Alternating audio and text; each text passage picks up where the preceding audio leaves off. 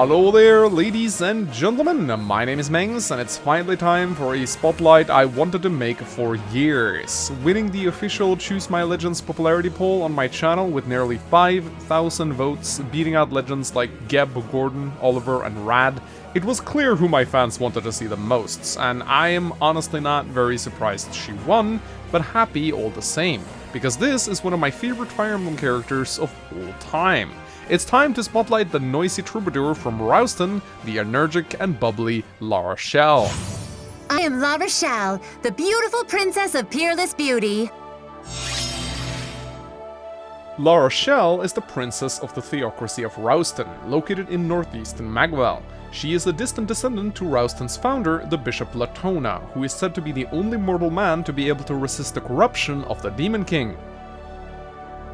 Due to Rouston being very close to the infamous Darkling Woods, monsters would frequently roam the countryside despite the presence of the sacred stones. As a result, La Rochelle's parents decided to ride out and protect the people living in Rouston, warning off monster attacks and raids on local villages. Sadly, they died defending the people against these very terrors when La Rochelle was still too young to remember them, and she grew up on tales and legends of their bravery.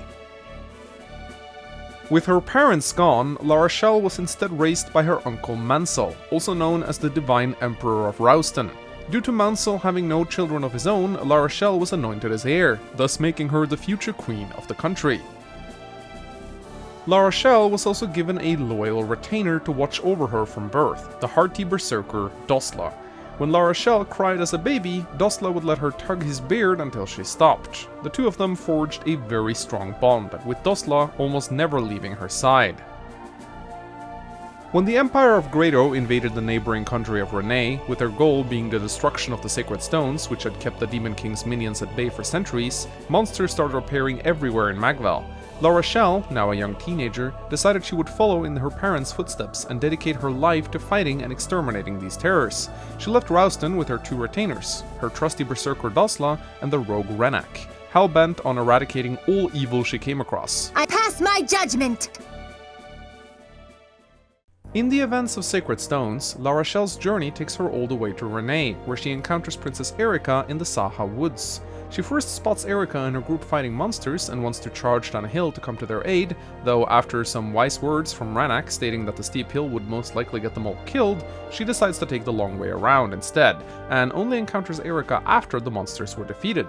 After meeting Erica, La Rochelle almost accidentally reveals her identity but is stopped by Dosla, who reminds her that she needs to stay anonymous. La Rochelle's second encounter with Erica takes place in Port Curious in Carcina, where she briefly encounters her on the dockside while eating some sugar pastries. She informs Erica that no ships will leave port due to a mysterious ghost ship sailing about, before she herself leaves. Depending on the route chosen by the player, La Rochelle later enters the story either in some ruins in the Cairpillin mountain range in Erica's route, or out in the Grado Sea in Ephraim's routes, attempting to fight the ghost ship she mentioned to Erica in Port Curious. In either route, she reveals her identity shortly after the encounter and joins the group alongside her retainer Dosla, though the other retainer, Renak, has long run away at this point. La Rochelle becomes very central to the story later on, as Rouston is the last remaining nation housing a sacred stone. La Rochelle therefore leads Erica and Ephraim home to her uncle Mansell and makes it just in time before the Dark Bishop Reeve shows up with a large army to try and crush the remaining stone, which would seal the defeat of the world. They manage to ward off Reeve's attack and take with them the Sacred Stone of Rouston to imprison the Demon King once and for all. Before they go, Mansell gives them the Sacred Twins of Rouston, the Sacred Staff Latona, and the Divine Tome Ivaldi. La Rochelle then accompanies Erica and Ephraim to the Black Temple in the center of the Darkling Woods, where the Demon King awaits. La Rochelle is extremely entitled and assertive, thinking herself to be some sort of divine savior of the world. She is very concerned with etiquette and social standing, feeling that people of nobility are superior to commoners in every way. Her quest to rid the world of monsters seems to be more driven by her need to attain fame and recognition, rather than a desire to actually help people, although La Rochelle seems to consider the latter a nice bonus. On the surface, she seems very similar to other characters in the series like Clarine, Sarah, or Claire, but once we look into her support conversations, her actions suddenly become very logical, and it's very easy to understand why she acts the way she does. La Rochelle's support with Erica is the only one where we get some insight into her pasts. In this support, La Rochelle talks about her parents and how they decided to dedicate their lives to fighting the monsters coming out of the Darkling Woods, and how they died when she was very little. When Erica notices that La Rochelle starts tearing up, however, La Rochelle quickly backs off and gets very defensive, claiming that she is a strong person that would never cry over something like that. Towards the end of their A support, La Rochelle once again approaches Erica, reaffirming that she would never cry, but also offering Erica a valuable ruby. And finally, in a moment of weakness, admitting that she would have loved to meet her parents just once. This support reveals many things about La Rochelle. For instance, that she is trying her best to maintain a facade of strength, not wanting to show weakness or vulnerability to those around her. The moment she notices Erica coming on to the fact that she is mourning her parents, she pulls away immediately. However, the latter part of their supports, where she offers Erica the ruby, clearly shows that La Rochelle appreciates Erica not forcing the issue or making fun of her. La Rochelle truly appreciates Erica listening, but since she's clumsy and bad with words, she offers a valuable gemstone as a token of thanks instead. This support also gives us great insight into why La Rochelle acts the way she does, why she parades around on her high horse pretending to be some sort of hero of legend. For La Rochelle, dedicating her life to fighting monsters is literally the only way she knows how to walk in the footsteps of her parents. She has no memories of them, and thus she has to make do with what she's got, which is only really stories and legends passed down to her from other people. It's clear that La Rochelle idolizes her parents and thinks that them dying to protect the common people from monsters is the pinnacle of heroism. But behind all the facade, we also see La Rochelle, the young orphan child, secretly wishing that her parents were a little bit more selfish, and that maybe instead of going out to play heroes, that they would instead stay at home with their daughter. It's clear that this thought shames her greatly, but it still doesn't stop her from secretly wanting it. La Rochelle's support with Ephraim is a lot more lighthearted in nature and displays a very funny and cute side of her, that of a blushing, insecure teenage girl meeting a boy she likes for the first time, and the interaction is both hilarious and adorable at the same time. It begins with La Rochelle wondering why Ephraim is merely standing about and not running off fighting someone or breaking down a wall or something, which shows us how she initially views him, like a senseless brute. She then chastises Ephraim for being too reckless for a commander, and suddenly asks him to show her his scars so that she can heal them. She quickly realizes that this act involves Ephraim needing to remove his body armor, and she starts freaking out as a result, much to Ephraim's dismay. She then claims that she is in a confused and vulnerable state, and that she will not be taken advantage of, and leaves in a hurry. Later, when Ephraim confronts her about it, she admits that she's never seen a naked man's body before, even when Ephraim insists it was merely a shoulder, though La Rochelle still seems to think that this is a very big deal. When Ephraim eventually apologizes, La Rochelle continues to drive him up against the wall, first accusing him of looking at her in a vulgar way, and then when Ephraim denies this accusation, she starts lambasting him for not finding her attractive, and ends it all stating that one day she hopes Ephraim will find a girl that makes him feel equally uncomfortable. Probably one of my favorite romantic supports in the Sacred Stones, this one is just too adorable not to like. La Rochelle is just a mess in this one, and it's hilarious to see her for once being the one on the defense, even if Ephraim is hardly doing anything to make it happen. It's clear that La Rochelle is very attracted to Ephraim because, you know, he's Ephraim. But due to her sheltered upbringing and self-centered behavior, she is simply not capable of coping with the emotions inside her in any rational way. This support is cute because it reminds us that behind all the facade, the fancy titles and the noble grandeur, La Rochelle is still a teenage girl who has to struggle with the exact same feelings as everyone else. The support does a great job humanizing her, and for that reason, it is one of my favorites. Before we continue though, we should probably take a moment to talk about the infamous naked shoulder controversy. A lot of people have pointed out La Rochelle's blatant hypocrisy in chastising Ephraim's naked shoulder when she herself is walking around in an outfit that literally leaves her shoulders bare. Not to mention, she's showing off more thighs and legs than a Freilian Pegasus Knight. I've seen a lot of people defend this argument by claiming that the artists of this game simply made an error in designing La Rochelle's portrait, because when you look at her troubadour sprite, her shoulders are indeed supposed to be covered up. But I don't personally buy this explanation at all.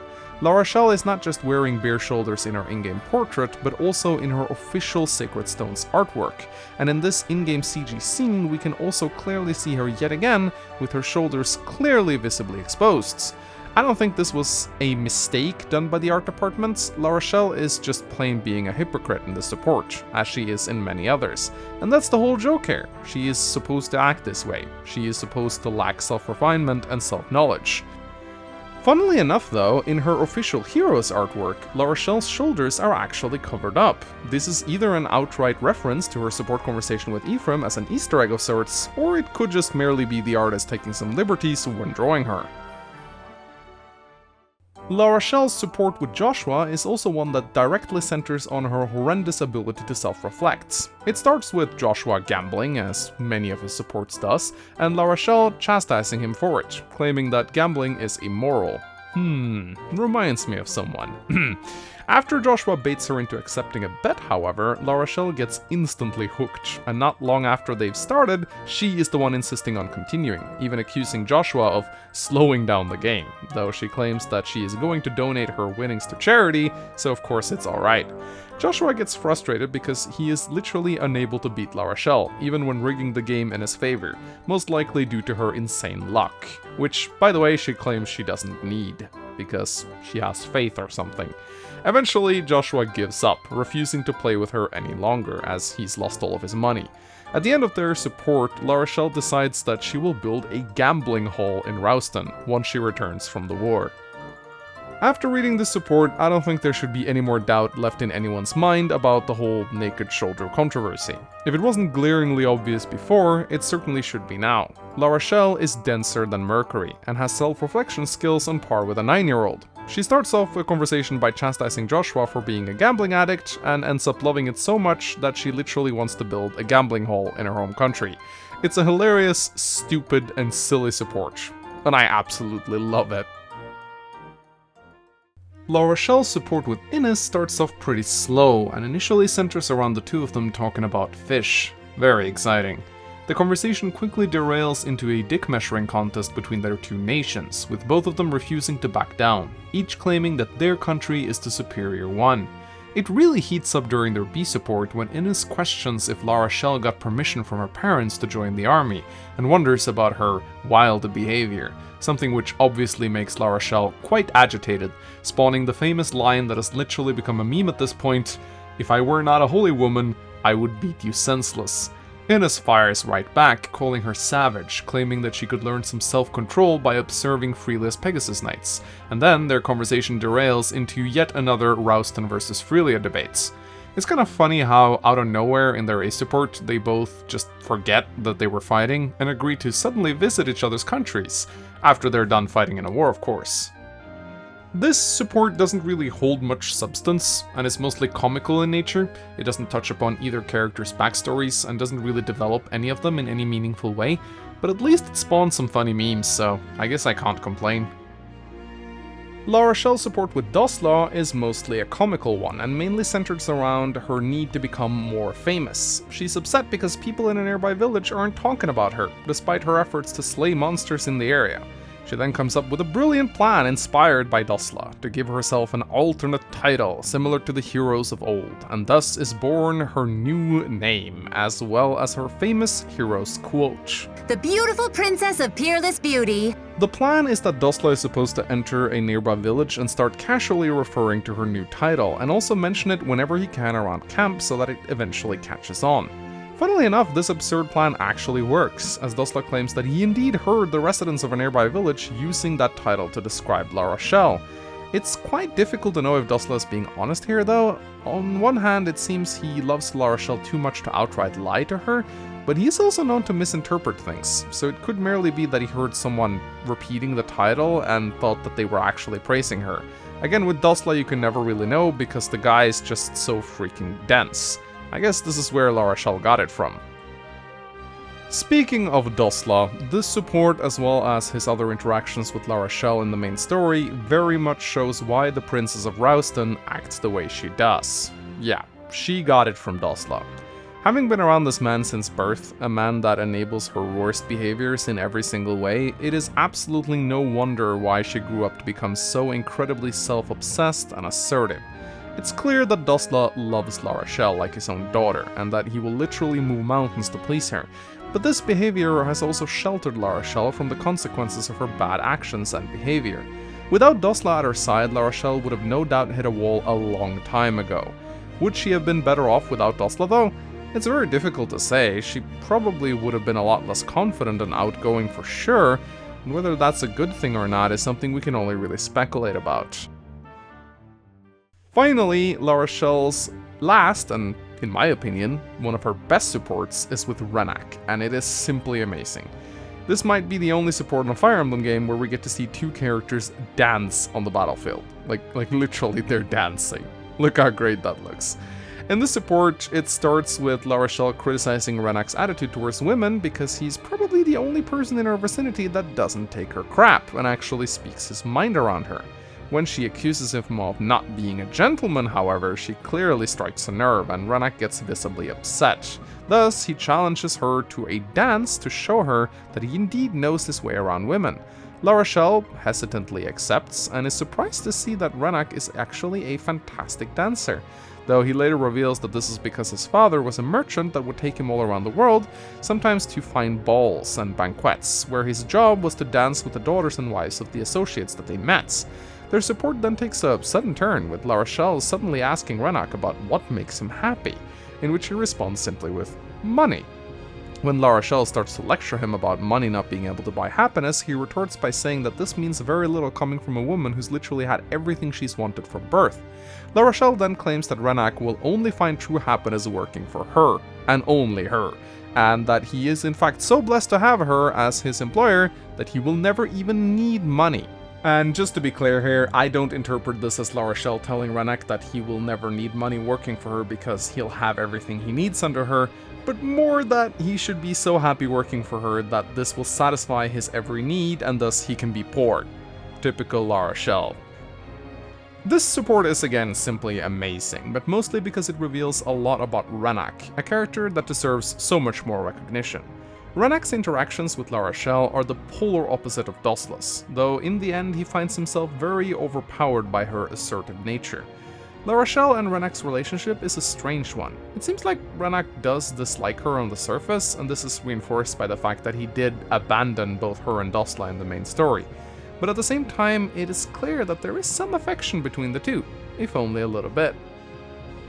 Overall, La Rochelle is a character that is self-obsessed to the point of narcissism, but once we paint a clear picture of her backstory through her supports, her actions make sense in a way that almost paints her in a sympathetic light. At the end of the day, La Rochelle just wants validation, but since she grew up without her parents, the only way she knows how to achieve this is to run off and play the hero, which is why so many people thought that she would make a much more fitting main character of Sacred Stones, which I actually sort of agree with. At any rate, what makes La Rochelle human in my opinion is the fact that she visibly cares about those around her, even if she is horrendously bad at showing it. When her facade occasionally cracks on rare occasions, you see glimmers of light shine through, and these moments are what makes me appreciate her character, despite all of her blatant flaws. That's right, I'm Ralston's own Oopsie, almost revealed my secret identity. La Rochelle's Valkyrie Cypher artwork depicts her wielding Ivaldi and Latona. La Rochelle's magic and speed growth was greatly nerfed in the non-Japanese versions of Sacred Stones.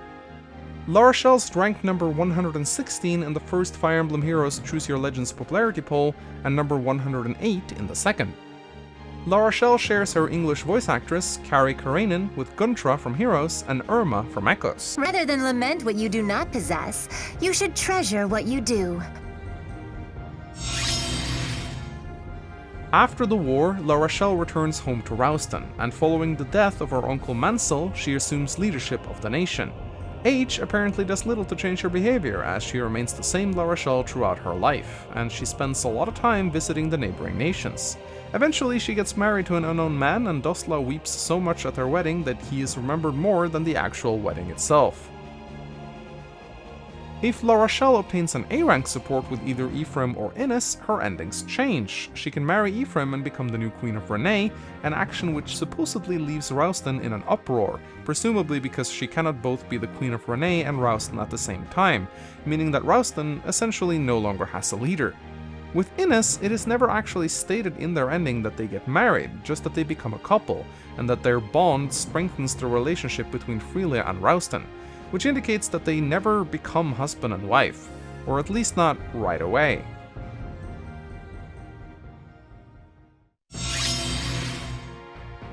La Rochelle shows up alongside her retainer Dosla in Chapter 11 of both Erica and Ephraim's route as a green unit. In both chapters, you recruit her by talking to her with your main lord, although if she survives the map, she will automatically join you at the end. Though, on a funny side note, if you clear Ghost Ship before turn 5, which is completely doable, La Rochelle never has a chance to show up on the map at all, and thus she joins you in the story, but not as a playable unit. This is most likely an oversight done by the developers, as they truly did not intend anyone to be able to do this. Keeping La Rochelle alive is quite easy in Erica's route, because she mostly hangs out in the southern part of the ruins where very few monsters roam, but on Ephraim's route, especially on hard mode, it can be quite troublesome if you don't play the map correctly. La Rochelle is protected by Dosla, who will make mincemeat of any monsters coming their way, but as you might expect from someone like Dosla, he gets easily excited and can find himself suddenly running away, leaving La Rochelle completely exposed. Most of the enemies coming her way are usually Moguls who cannot do much to her high resistance, but if you take your time clearing the ghost ship and just leave them alone, chances are that a gargoyle might find its way to her eventually.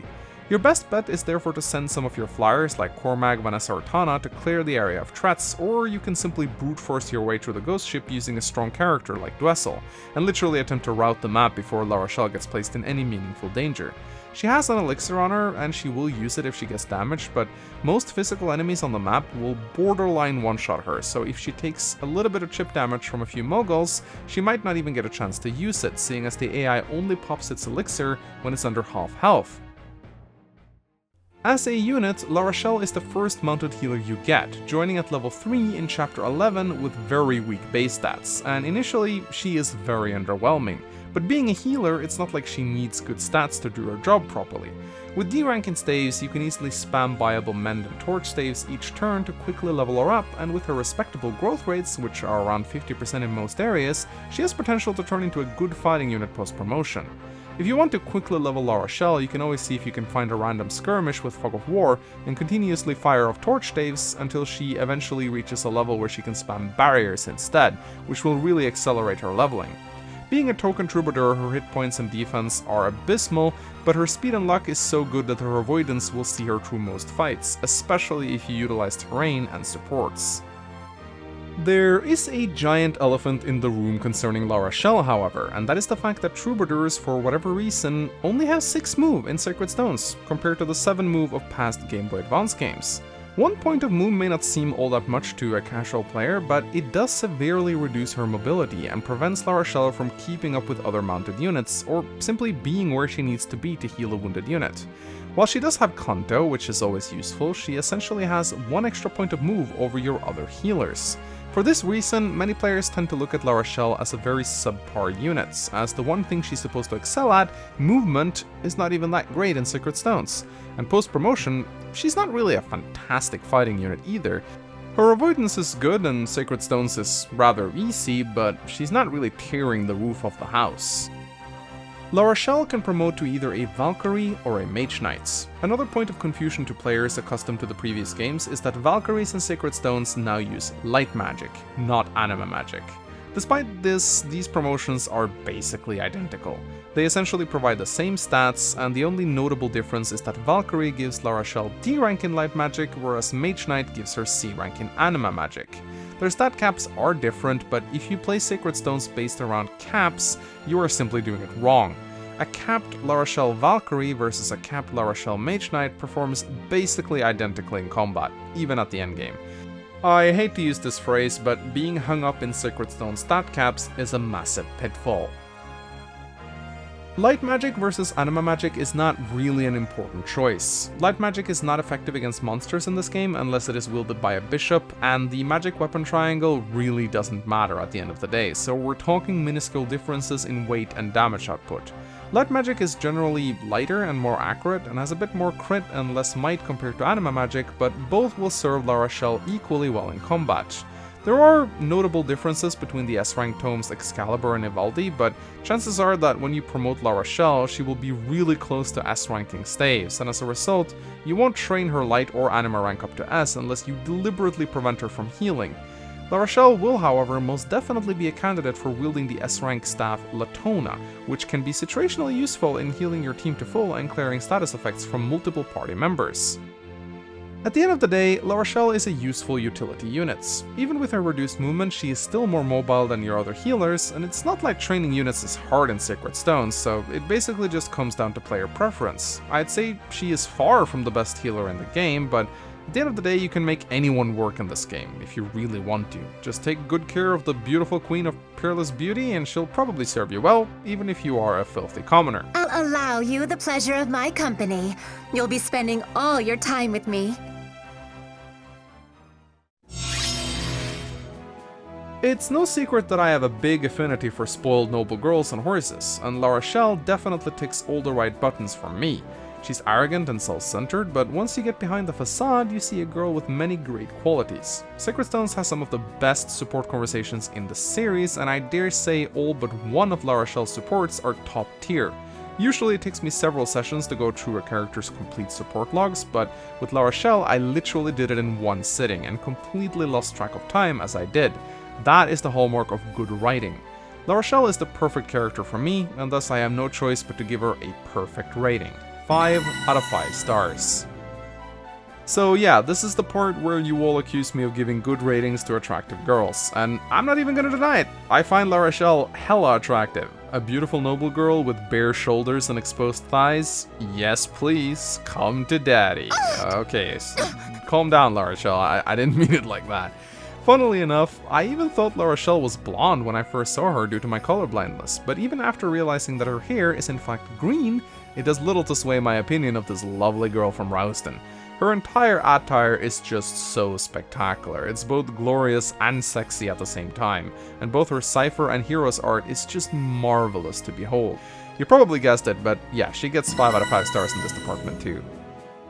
Rating characters in Sacred Stones is a bit tricky, seeing as the player can freely grind their units at their own pace, allowing them to turn any characters into gods if they so wish. I will therefore rate La Rochelle's utility without taking grinding into account, because honestly if we do that, everyone in this game is basically a 5-star unit. Maybe with the exception of, like, I don't know, Rennek. At any rate, we gotta look at what La Rochelle contributes. She's the only mounted healer in the game post-promotion, even if her movement isn't that great compared to other healers, and at Chapter 11 you can basically have promoted bishops fielded in your army who both heals better and kicks ass with their slayer skills. Sure, she can grow into a competent combat unit if you put enough effort into her, but so can a character like Lute if you promote her into a mage knight. And leveling La Rochelle takes a lot of time, seeing as she can't fight, and is thus limited to get 10 to 15 experience a turn spamming staves. At the end of the day, I think that without grinding, La Rochelle is really weak compared to the rest of the Sacred Stones roster. She's easy to train, of course, so she can easily become the unit you want her to be, but if we rate her in a vacuum compared to the utility of other units, I feel like she doesn't really deserve more than 2 out of 5 stars. I know this is gonna piss you off, so bring it on in the comments section, La Rochelle fanboys. Please tell me how good your La Rochelle got and how wrong I am. I will be waiting. What is the meaning of this? Explain yourself. Thank you so much for watching this Fire Emblem character spotlight. If you enjoyed it, please leave a like and a comment, and also remember to click the stupid notification bell, it really helps out my channel a lot. I would like to give a huge thank you to my amazing Patreon supporters. You guys are freaking amazing. Thank you so much for everything you do. By becoming a patron yourself, you help out the channel directly, and you also get access to many different rewards depending on your tier, such as a unique Discord role that grants you access to my Patreon lounge. If you become a silver tier patron today, you can request your very own Fire Emblem character spotlight, along with a drawing of your choice done personally by my designer Mina. Lastly, I want to thank my scriptwriter team, who consists of Sonagi, Heliosan, Mecha, and the newly added Lunaris. I have also linked any sources used in the spotlight in the video description below. If you want to see more spotlights, check out the playlist linked in front of you to see the previous ones I've done. Thank you for watching all the way to the end, you are a true fan. My name's Mangs, and I'll see you guys next time. Goodbye!